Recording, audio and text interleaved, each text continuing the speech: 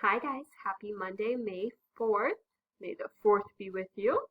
It's a very big day in the fandom. I plan on watching all the movies if I can. I think I have all the movies. Yeah, I have Disney Plus, so I think I have access to all the movies. And I plan on watching them all on the actual May 4th for me because I'm recording this on April 27th. But on the actual Monday, the May 4th, I'm going to try to marathon them if I can, at least maybe in the background while I'm doing lesson planning. We'll see how it goes. If not, maybe the weekend before. Regardless, happy May 4th. Today we're introing Unit 2, finally, right? I love literary analysis, but argumentation and debate is fun too. We're mostly going to be focusing on argumentation because usually we would have a debate, but seeing as though we have no one to debate with, and we can't really do virtual debates, this is what we are doing. So we're going to be focusing more on argumentation and more the process of the debate rather than actually doing debates. But we're definitely going to be focusing on how to format an argument and what argument really is and how to properly do it in professional format. So first I want to just introduce a couple of the main parts of argumentation. Just breaking down the elements and the terms that we're going to be discussing and maybe doing for a paper if we get to it. It's not the main focus, but for right now, this is how we are going to be doing it.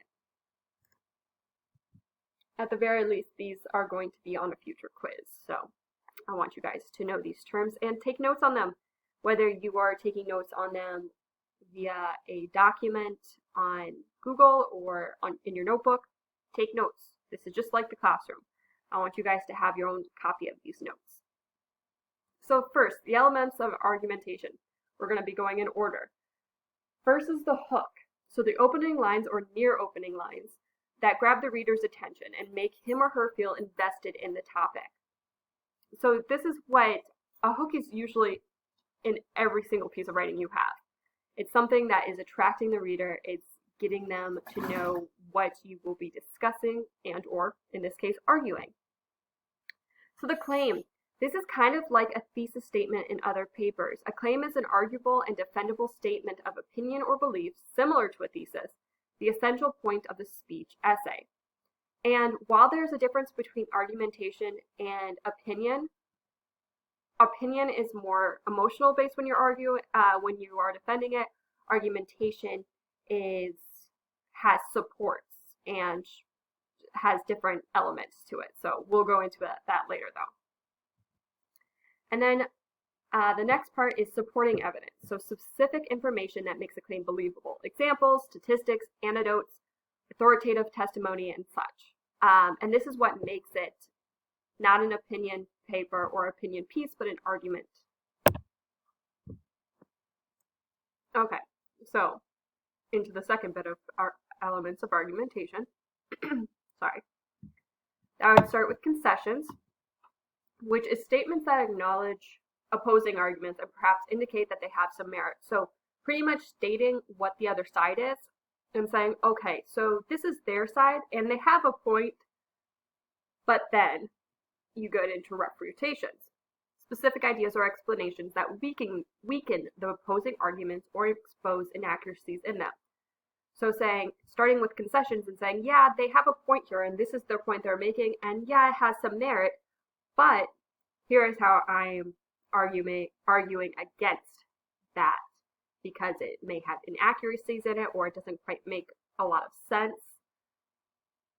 And then the call to action, which is the final statements, usually near the end, that give the audience instructions or ideas about what they can do or should do about the issue.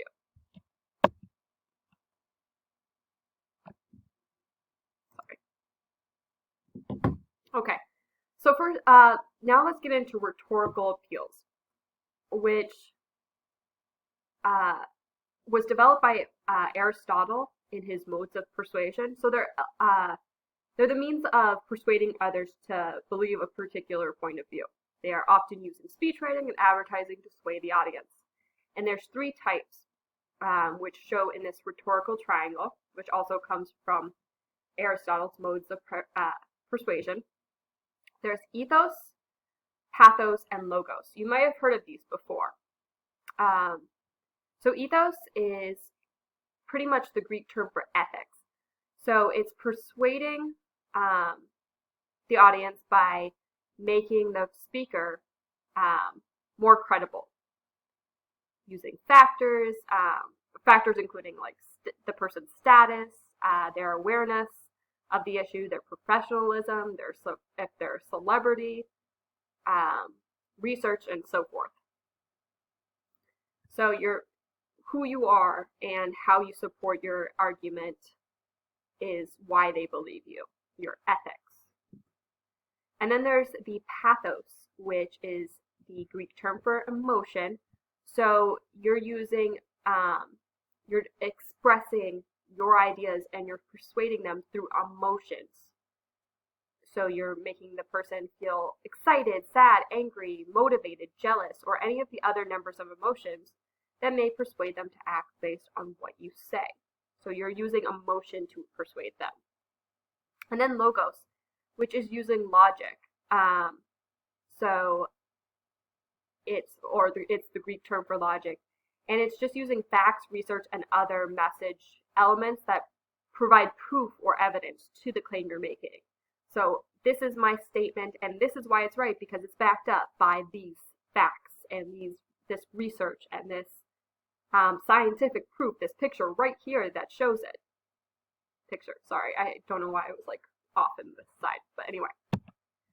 So again, breaking down those three types of rhetorical appeal: logos, logical appeals, factual information that attempts to persuade readers by using common sense and appealing to their intellect; ethos, ethical appeals, statements in which the speaker/writer tries to persuade readers by giving them a reason or multiple reasons to trust him or her and his or her values or authority.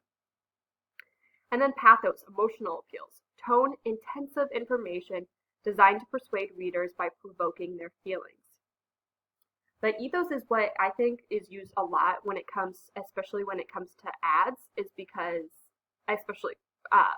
a lot of ads are celebrity endorsed. So Nike and Neutrogena lotion, the multiple commercials have celebrities in them and saying, hey, this celebrity uses it and you like the celebrity, so maybe you should use it too.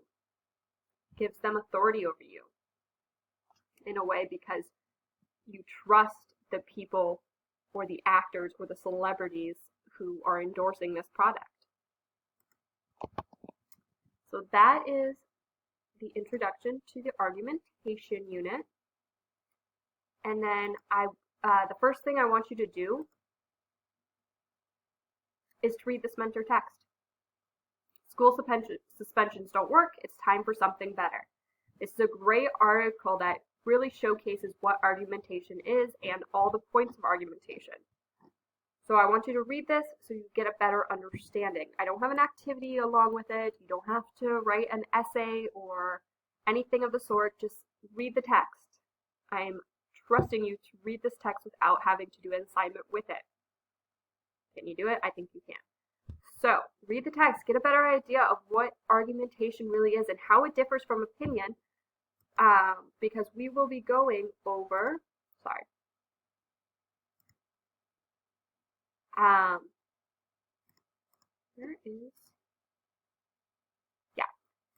we will be going over tomorrow opinion versus argument, and we will be doing an activity on that. So that mentor text will give you a great example of articles to look for that are argumentation versus opinion.